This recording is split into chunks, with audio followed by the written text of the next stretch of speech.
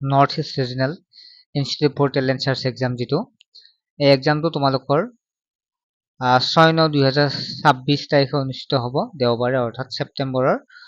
6 তাৰিখে অনুষ্ঠিত হ'ব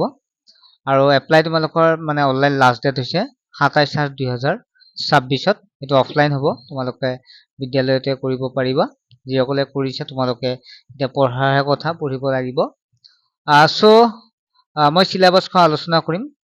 প্ৰথমতে মই ক্লাছ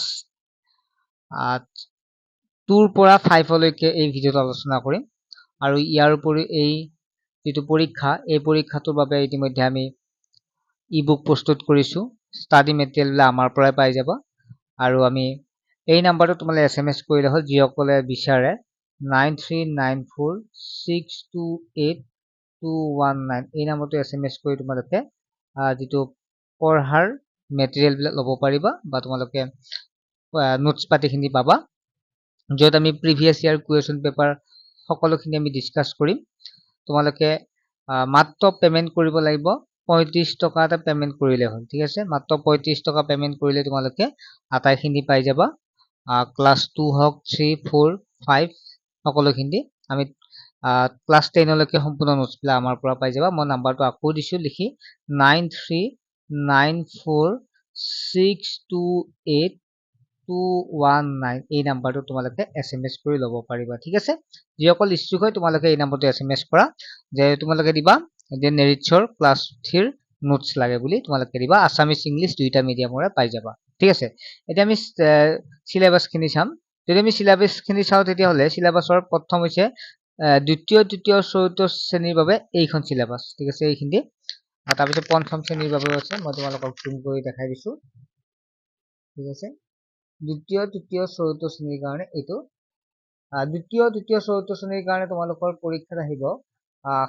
জেনাৰেল মেথছ 20 নম্বৰ থাকিব সাধাৰণ গণিত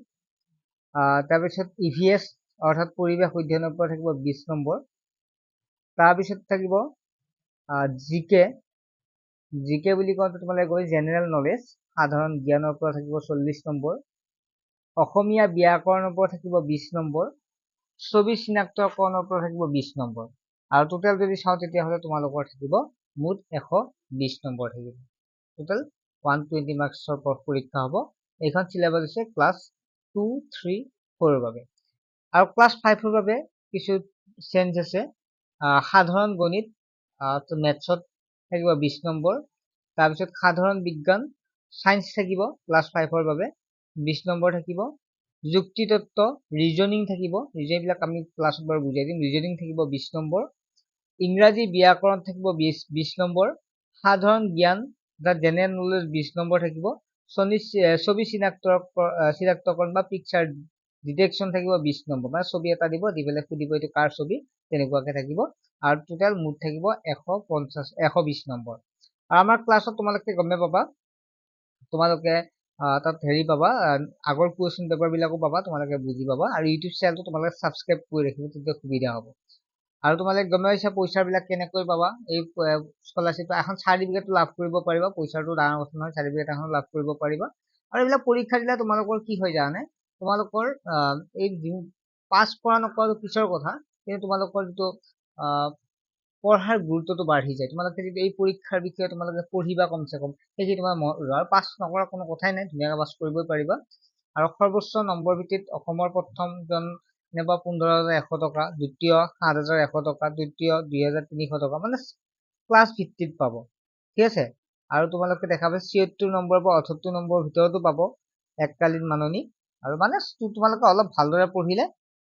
যিকোনো এটা তোমালোকে পুৰস্কাৰ পাবাই লগতে তোমালোকে এখন সাৰ্টিফিকেট লাভ কৰিব পাৰিবা ছাত্ৰছাত্ৰীসকল তোমালোকে যদি ভাল পাইছা ভিডিঅ'টো লাইক কৰিবা আৰু তোমালোকৰ বাবে এটা হেৰি খোলা গৈছে হোৱাটছএপ চেনেলো খোলা গৈছে তোমালোকে হোৱাটছএপ চেনেলটো জইন হ'ব পাৰিবা ঠিক আছে ডেসক্ৰিপচনত লিংক আছে তাত কিছু আপডেট বিলাক পাই থাকিবা হোৱাটছএপ চেনেল ডেসক্ৰিপচনত হোৱাটছএপ চেনেল বুলি আছে